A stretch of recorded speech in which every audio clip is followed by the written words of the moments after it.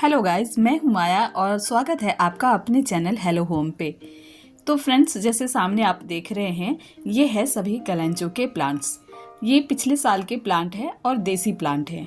देसी प्लांट में छोटे छोटे से फ्लावर्स आते हैं, जो मैं यहाँ पर आपको दिखा पा रही हूँ। इस तरह के छोटे छोटे से इसमें फ्लावर्स आते हैं। आप इसकी ब्रांच को देखें तो ये प्लांट हेल्दी है। सभी ब्रांच से आपको ये हेल्दी प्लांट्स मिलेंगे। यहीं पर हमारे इन सभी हेल्दी प्लांट्स के साथ साथ और भी कुछ ऐसे प्लांट्स रखे हुए हैं जो हाइब्रिड कहे जाते हैं। ये वाले हैं हाइब्रिड प्लांट, जिसमें जो फ्लावर्स आते हैं वो मैं यहाँ आपको दिखा पा रही हूँ। और देखिए, इसकी जो स्टेम है ये आपको अनहेल्दी सा दिख रहा होगा। इसमें आपको ब्लैक ब्लैक से डॉट्स दिख रहे होंगे और देखिए खोदने पर यहाँ पर होल भी बन रहा है। इसी तरह से आप दूसरे प्लांट में देखोगे तो यहाँ पर भी यही हाल हो रखा है। यानी कि ये साइन है कि ये प्लांट बहुत जल्दी ही खराब हो जाएगा। ऊपर की तरफ आप देखेंगे तो इसकी लीफ वगैरह सब खत्म हो रही हैं। अभी जुलाई मंथ है, मॉनसून सीजन है और मॉनसून सीजन में ज़्यादा पानी मिलने की वजह से ये प्लांट जो है वो स्टेम की तरफ से खराब होने लग जाते हैं। तो बहुत ज़रूरी है इस प्लांट को दोबारा से लगा लेने की। तो देखिए, इसके लिए जो परफेक्ट मीडिया है वो रेत का रहेगा और उसे छान कर लें। उसमें जो भी कंकड़ पत्थर जो भी कुछ हो वो सब आप छान कर हटा लें। एकदम परफेक्ट जो आपका सॉइल है, जो आपका रेत है वो होना चाहिए। पॉट आपका इस तरह से फैलाव में ज़्यादा रहना चाहिए और गहराई कम होना चाहिए। गहराई आप अगर 4 से 5 इंच की गहराई लेंगे बहुत अच्छा है। मेरे इस पॉट की गहराई लगभग 4 इंच है और इस 4 इंच के पॉट में ये सफिशिएंट रहेगा ये प्लांट लगाने के लिए। और फैलाव बहुत अच्छा है, जिसमें हम कई सारी कटिंग्स एक साथ लगा सकते हैं। अब ये हो गया हमारा रेत। आप रेत की जगह जो ब्राउन कलर सा बजरी वाला होता है, जिसे हम इसी रेत में मिक्स करके कंस्ट्रक्शन में यूज़ करते हैं, उसे भी आप ले सकते हैं। उसमें भी बहुत अच्छी रूटिंग होती है। इसके लिए हमें सबसे पहले जो भी मीडिया लिया है उसको हेल्दी बनाने के लिए पानी में फंगिसाइड को मिक्स करके और इस रेत में आपने इसे डाल देना है, जिससे कि आपने जो रेत लिया है इसमें कोई भी अगर फंगस होगा या फिर कोई भी इस तरह का कुछ भी जो गलत चीज़ होगा वो सब खत्म हो जाएगा। साथ ही साथ आपका जो ये सॉइल है, ये जो आपने मीडिया बनाया है, वो मीडिया नीचे तक वाटरिंग इसमें हो जाएगी। जब हम इसमें, ये इसलिए ज़रूरी है कि जब हम इसमें स्टेम्स को लगाएंगे तो स्टेम्स हिलेंगी नहीं। अब देखिए, इस तरह से हमने पहले पानी से इसे पूरी तरह से गीला कर लिया है। सभी रेत एक जगह बैठ गया है और अब हम इसमें होल्स बनाएंगे और फिर हम इसमें कटिंग्स लगाएंगे।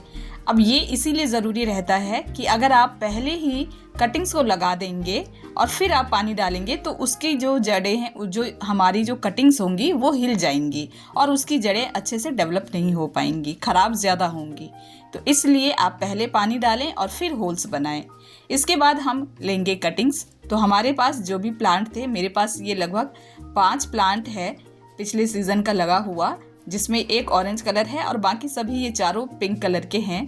ऑरेंज कलर के और भी 2-3 प्लांट थे जो कि ख़राब हो चुके हैं। तो इस तरह से इन सभी से जो भी अच्छी स्टेम्स, जो भी कटिंग्स मिलेंगी मुझे, उन्हीं कटिंग्स को हम लगाएंगे। तो चलिए इसकी हम कटिंग्स ले लेते हैं। यूँ तो आप कटिंग किसी भी टूल से ले सकते हैं जिसे आपने सैनिटाइज किया होगा, लेकिन अगर आप एक नया ब्लेड ले लें तो वो बहुत ही बेस्ट रहेगा। देखिए, मैंने नए ब्लेड से लिया है और इनकी कुछ कटिंग्स मैंने ले भी ली हैं।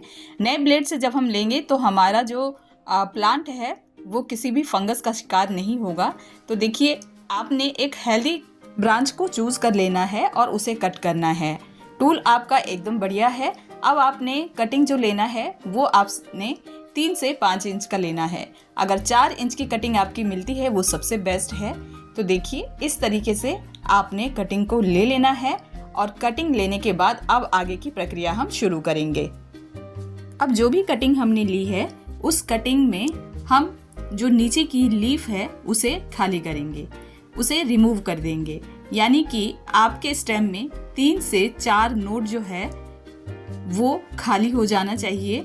तो उन सभी 3 से 4 नोड वाले हिस्से पर जितनी भी लीफ है उन्हें हटा देना है।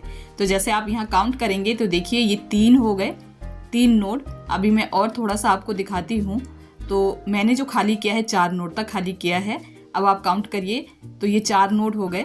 आपने 4 नोड खाली किया है, इसमें से 2-3 नोड के ज़रिए रूटिंग ज़रूर हो जाएगी और आपका प्लांट लग जाएगा। तो इस तरीके से देखिए मैंने अपने प्लांट में जितना भी हो सकता था सभी कटिंग्स ले लिया है और जो भी स्टेम है उसे मैंने अभी भी रहने दिया है।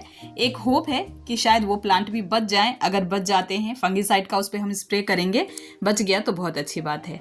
कटिंग जो हमने लिया है इन सभी के नोड्स को मैंने खाली कर लिया है और आप देख पा रहे हैं कि सबको मैंने इस तरह से रिमूव कर लिया है लीफ को और तैयार कर लिया है। कुछ नोड्स कुछ कटिंग्स ऐसी हैं जिसमें ज़्यादा नोड्स नहीं है, बट उसे भी हम लगाएंगे, जिसमें ज़्यादा नोड है उसे भी लगाएंगे। अब हमें रूटिंग के लिए इन स्टेम में रूटिंग हो उसके लिए ये एलोवेरा जेल लिया है। आप मार्केट से रूटिंग हार्मोन करके आता है वो भी ले सकते हो। मैं एलोवेरा जेल में ही लगाती हूँ हमेशा। तो मैं इस तरह से हमारे गार्डन में जो भी एलोवेरा का प्लांट है उसी की एक लीफ ले लें और उसमें से इस तरह से आप इसके सैप को इस कटिंग के ऊपर आपने लगाना है और साथ ही आपने उस पर फंगीसाइड भी लगाना है, जिससे जब हम ये कटिंग्स लगा रहे हैं तो उसमें कोई फंगस की शिकायत ना हो। बस इस तरीके से हमें ले जाना है और कटिंग को यहाँ पर इंसर्ट करके हमें प्लांट को लगा लेना है। तो आप देख रहे हैं मैंने पहली कटिंग लगा ली है और सेम मेथड से हम बाकी सभी कटिंग्स को भी इसी तरीके से लगा लेंगे। देखिए सभी कटिंग्स मैंने इस प्लांटर में लगा दिए हैं। जो बड़े वाली कटिंग है उन्हें मैंने सेंटर में लगाया है और छोटी छोटी कटिंग्स को मैंने साइड में लगाया है, ताकि ये छोटी कटिंग्स बड़ी कटिंग्स के अंदर दब न जाए। इस वजह से इन्हें बाहर की साइड रखा है और बड़ी कटिंग को मैंने बीच में लगाया है। वो ऑलरेडी बड़ी हैं तो बीच में अपने आप ही सर्वाइव कर जाएंगी। और इस तरीके से इसमें सभी कटिंग्स को इंसर्ट करके लगा दिया है। हमारे पास जो ये प्लांट बचे हैं इन्हें सेव करके रखेंगे, क्योंकि मॉनसून टाइम है, बारिश बार बार होती है या फिर हम पानी ही डालते हैं। तो अगर हम ऊपर से इस तरह से फंगीसाइड लगाकर इसे सील कर देंगे तो प्लांट ऊपर की साइड से खराब होने का डर नहीं रहेगा। तो इस तरीके से इन्हें हमने सील कर लेना है। जहाँ जहाँ भी हमने कटिंग की है, जहाँ जहाँ भी कट लगाया है, उन सभी कट पे आपने फंगीसाइड को अप्लाई कर लेना है, जिससे ये सील हो जाएगा और आपका प्लांट जल्दी से खराब नहीं होगा। तो इस तरीके से पुराने प्लांट को भी सेफ रख लेना है। मान लीजिए हमारे पास 5 पॉट है, 5 में से अगर 2 पॉट भी बच गए तो हमारे लिए ये बेस्ट ही रहेगा। तो ये तरीका हमें ज़रूर अपनाना है हमारी पुराने प्लांट्स को बचाने के लिए, जिसमें से हमने कटिंग्स ली। इस तरीके से सभी प्लांट को सेव कर लिया है। अब आते हैं हमने जो नई कटिंग्स लगाई हैं उसको सींचने की बारी आती है। तो उसके लिए हमें पानी में फंगीसाइड मिक्स कर लेंगे और ऊपर से हम दोबारा से वही वाला पानी इस पे स्प्रे से डालें, चाहे आप इस तरीके से डालें। रेत है तो पानी एकदम ही जल्दी से अब्जॉर्ब हो जाएगा और जो भी एक्स्ट्रा पानी होगा वो नीचे से ड्रेन आउट हो जाएगा। तो इसलिए इसमें तो आपको घबराना नहीं है कि इसमें पानी ज़्यादा एक्स्ट्रा लग जाएगा या रह जाएगा, ऐसा कुछ भी नहीं होगा।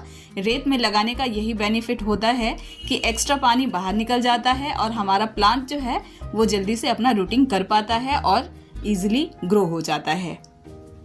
अभी आप जुलाई और अगस्त में अपने गार्डन में इस मेथड के द्वारा ढेरों कैलेंचो के प्लांट को ग्रो कर सकते हैं और आने वाले सीज़न में इसी तरीके से बहुत ढेर सारे फ्लावर्स ले सकते हैं। आई होप ये कैलेंचो ग्रो करने का वीडियो आपको पसंद आया होगा। वीडियो पसंद आया हो तो वीडियो को लाइक एंड शेयर करें। साथ ही साथ मेरे चैनल पर नए हैं तो मेरे चैनल को सब्सक्राइब कर लें विद बेल नोटिफिकेशन, ताकि आगे आने वाली सभी वीडियो आपको सही समय पर मिल सके। कैलेंचो प्लांट से जुड़े हुए कोई भी क्वेश्चंस अगर आपके मन में है तो आप मुझे कमेंट करके पूछ सकते हैं। मैं उनके आंसर देने की पूरी कोशिश करूंगी। Happy gardening.